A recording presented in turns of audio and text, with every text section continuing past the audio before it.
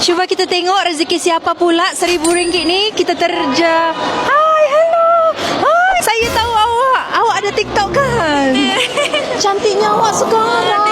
Apa cantik. Boleh tak nak tanya-tanya spill skincare maybe daripada moisturizer, sunscreen. Dulu pernah viral disebabkan breakout masa pregnant mom. Betul. Ni pula kalau saya cakap saya hanya pakai skincare je kan. Saya ada buat skin treatment juga dekat klinik. Saya buat laser. Saya try banyak skincare. Tapi yang paling function, yang paling work for me is Festerina yang botol biru tu. Moisturizer dia. Sebab dia tak ada barang ingredient pelik-pelik. Memang safe untuk breastfeeding mom and pregnant mom. Takkanlah pakai Festerina je cantik macam ni. Cantik sekarang. Memang betul-betul jauh beza dalam TikTok tu. Kalau untuk makeup, awak makeup tak sekarang ni? Sekarang saya just pakai skin tint dengan blusher je. Kalau untuk perfume, awak pakai perfume apa?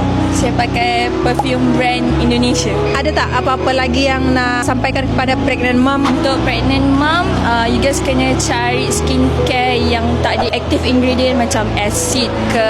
Cari yang very soothing, yang hydrate your skin. Sebab during pregnancy memang kita punya skin akan jadi sensitif. Ada juga orang yang glowing time pregnant, tapi macam kes saya memang tak glowing langsung lah. Jadi breakout yang teruk. So I kena cari skincare yang betul-betul sesuai untuk my skin. Apa yang saya boleh nampak, Festerina bagi progress tu slow tapi dia menjadi.